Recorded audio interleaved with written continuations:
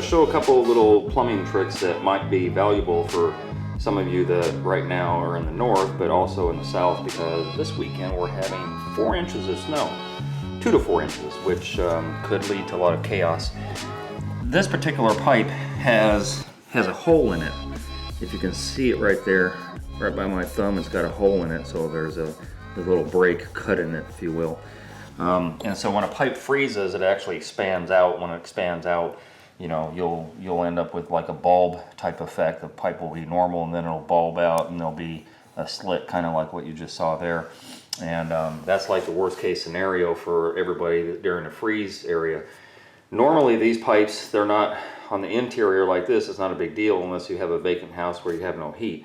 But normally where these pipes will burst during a freeze is in your garage. So you have a spigot outside, usually by your garage, and so the pipe runs along the wall inside of the garage, and because it has no warmth in there, it'll burst. And then, you know, if you could call a plumber, which you can't when they're busy like that, they're going to come out and charge you minimum $300, maybe $400 or $500 to fix something like this, which is really easy. So what you would do is, you know, get a little keyhole saw or something like that once you locate where the burst is at, and just cut yourself a hole in the sheetrock, or if it's already wet, you know, just hit it. Your hand will go right through. And then once you find the culprit, once you find this little bulb type effect where it's frozen like that, all you simply do, now of course this is a shutoff, and the reason I'm showing this demo is because I'm going to be taking this off and putting in a new valve up here, an angle stop, if you will. So the quarter turn ones, which I like. I don't like these. These go bad and get stuck in the off or on position. So anyway, in the old days we used to use a pipe cutter like this, and these pipe cutters are, you know, they do their job, but you got to turn them and then turn the pipe cutter and then turn the bottom handle again and then turn the pipe cutter, and, you know, it just takes a long time, and these things get stuck over time, and of course these blades wear out also. So this one I've had for a long time, but unfortunately, as much as I WD-40 this thing, it's really hard to turn. I got to get pliers on it, and it's just a pain in the butt. So about a year or so ago, I found one of these, and this is actually a pipe cutter that wraps around the pipe. So the pipe cutter will open up, and then you just simply put the pipe inside, and then you close it, and when you close it, it puts tension on the pipe, and then a lot of tension. Then you just turn it. And I'm turning the whole pipe, but you don't have to. You can just turn the pipe cutter itself. And there's some magic in there which makes that blade that I just showed you push down on the pipe as you turn it. So, boom, it's done. That easy. Then I came across another pipe cutter, and this is a Husky, and there's no opening the way this has, where you open it up and put it on there. There's none of that. It just has an open-ended opening, and it's a spring-loaded blade in there. So all you do is just set it in there, know where your line is going to be, line it up to the blade, just put it in there, and it just spring loads in. And then you turn it, and the same effect happens. It just kind of pushes down, the blade does anyway, on the pipe, and then boom, you're done. It's that easy. So let me show you on here. So where this hole is at, over off to the side, you're going to cut right below where your hole is at. And in this case, it should be right. Let me see, where's the hole? Right there. So I'm just going to turn this.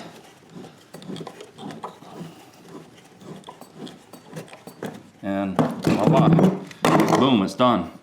So after the fact, if you wanted to, you could put one of these on here, which is a Sharkbite cap.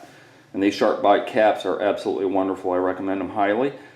So if you can see already, I've got one of these caps on here, and then I've got them, where are they at? Inside the floor over here, because I'm going to cap those off. Those were for a tub that was over here. Anyway, the Sharkbite caps are compression type fittings, for lack of a better term. And it's not necessary, but you could take some sandpaper or just one of these, and you could just rub off the end of it so you have some of the copper exposed. A little rougher copper gets a better bite sometimes, although it's not necessary. And then all you simply, this is the easiest thing. So in other words, when you just saw me cut off that pipe, because I'm talking and showing you on video, it's taking a little longer, but the process of me cutting off the pipe was like no time at all. and then no time at all for one of these caps. You just push it in here and listen.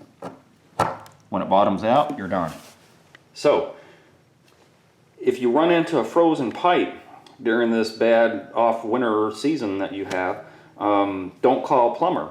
Just simply do what I said, you know, just cut out your sheetrock where the culprit is at. You know, obviously you got to shut off your water. You can't do any of this stuff with live pressurized water coming through here.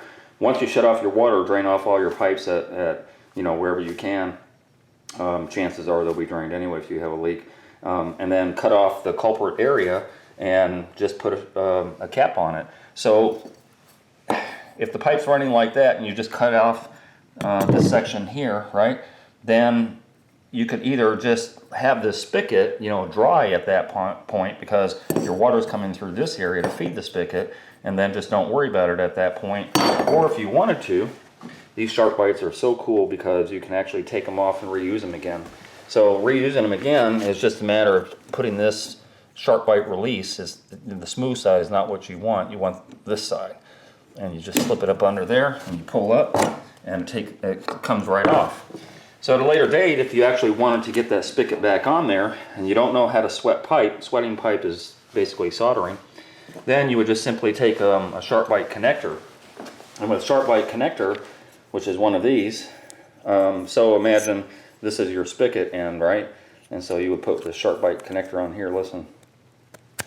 Okay, bottomed out. And then you put it down here and let it bottom out. Okay, so you've done a very, very easy fix. Now your spigot's going to be working again, and that's permanent. That Sharkbite is permanent. You don't need to ever sweat a connector between there. These cost about $8, $9. I think the cap is about $6 or $7. And it's that easy. So you could either pay $300, in excess of $300, or even $150 if you know a plumber who's going to come out and do you a favor, or you can spend less than $20 and do it yourself.